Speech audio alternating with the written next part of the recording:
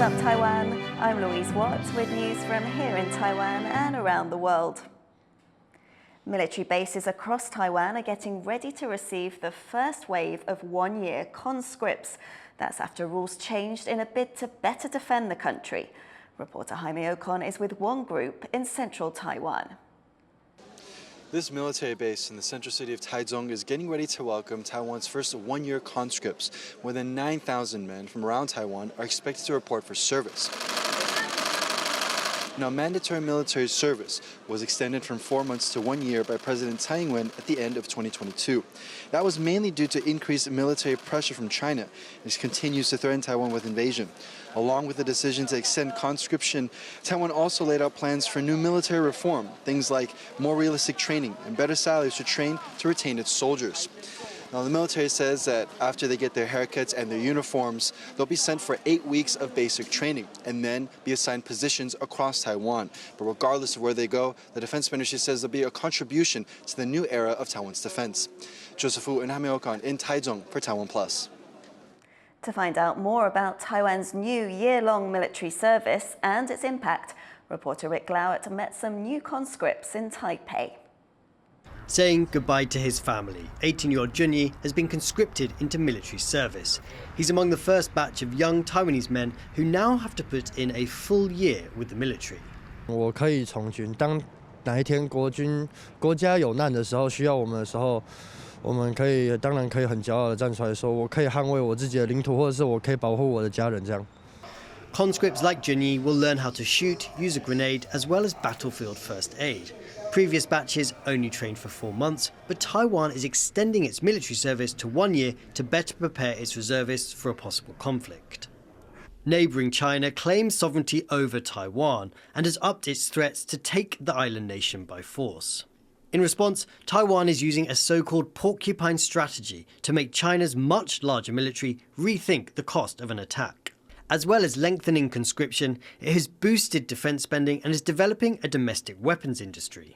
There are many ways to increase and strengthen the defense of the island. But, extend the period for the military service is one. So, defense is kind of public good, and it has to be shouldered by, all the people of the nation, especially for, younger generation. Like Junyi's, families across Taiwan will be impacted as conscripts need to spend more time in service. But most Taiwanese support the new defense measures. 他当1年会有比较大负担吗？我觉得他 OK 耶，我觉得他是可以接受的，对，他也没有拒绝。 They're seeing it as a small price to pay to defend the nation's freedom. China has denounced these new measures as worthless. It says new recruits will be cannon fodder for what it calls Taiwan's separatist forces. But among those going off to learn how to fight, there's a sense of duty to a country facing an existential threat. Justin Wu, Yu Chenlai and Rick Lauert for TaiwanPlus. A US Navy destroyer has sailed through the Taiwan Strait. The USS John Finn passed through on Wednesday on a freedom of navigation mission. The US 7th Fleet says the vessel did not enter the territorial waters of any country. It also said that no country should be coerced into giving up its rights and freedoms.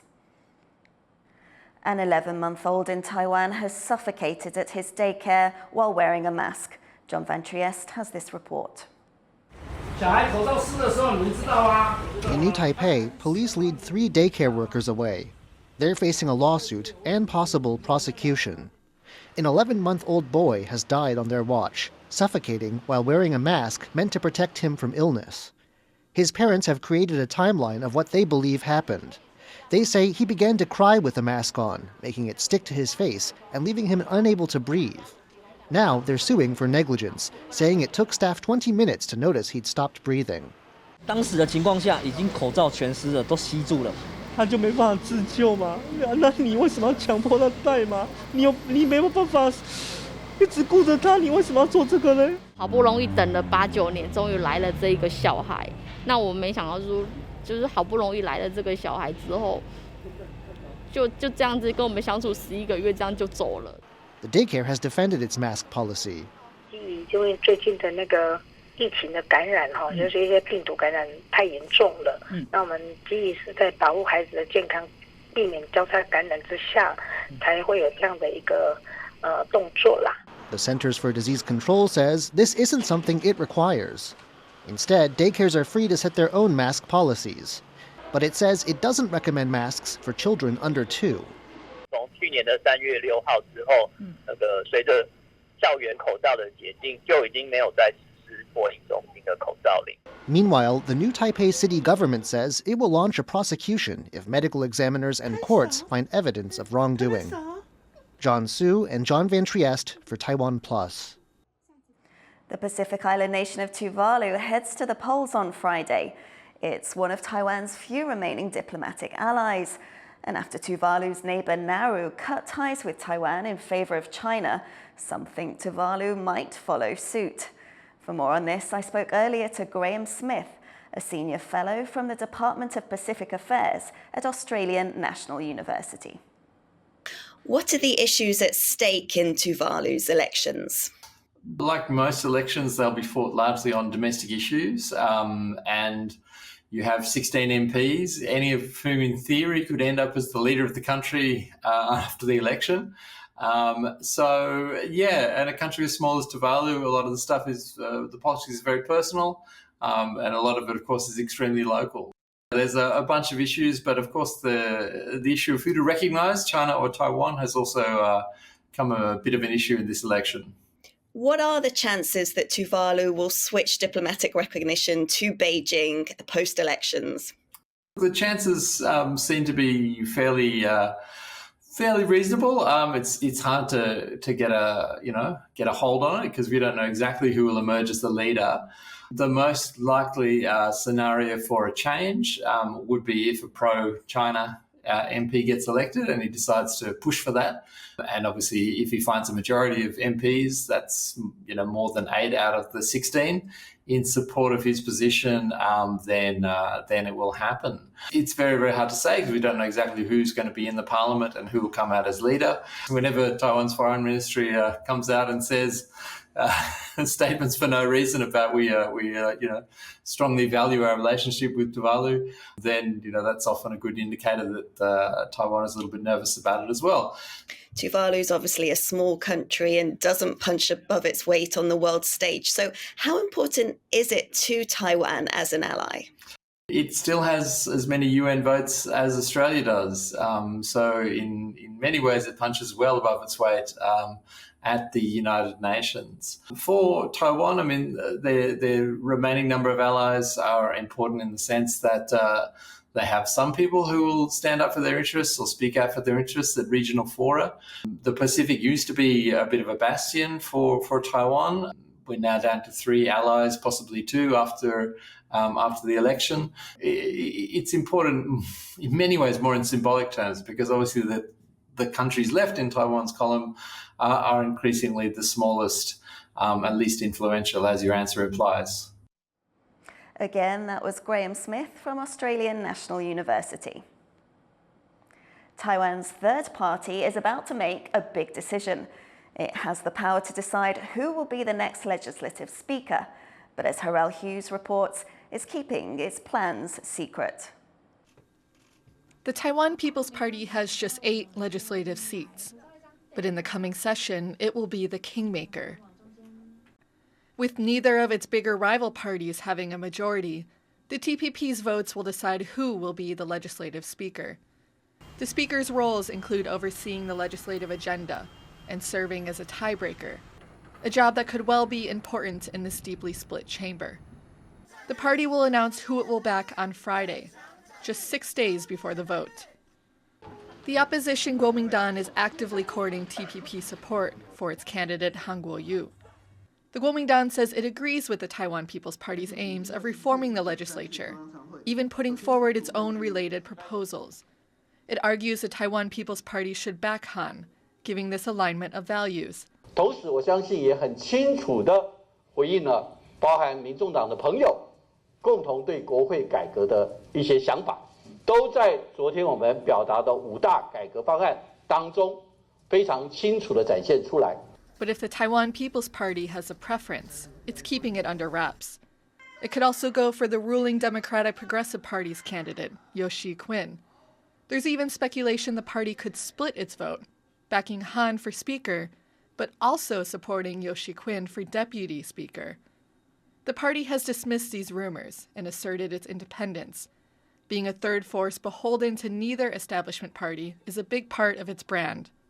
不要以讹传讹，我们的立场很清楚，就是台湾民众党会有自己的主体性，也会做出自己的决定。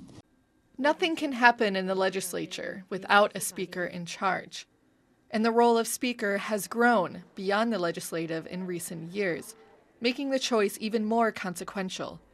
So recently, the legislature has taken on something of a diplomatic role. And of course, as the head of the legislature, what we call the legislative speaker, plays this diplomatic role in greeting these overseas delegations.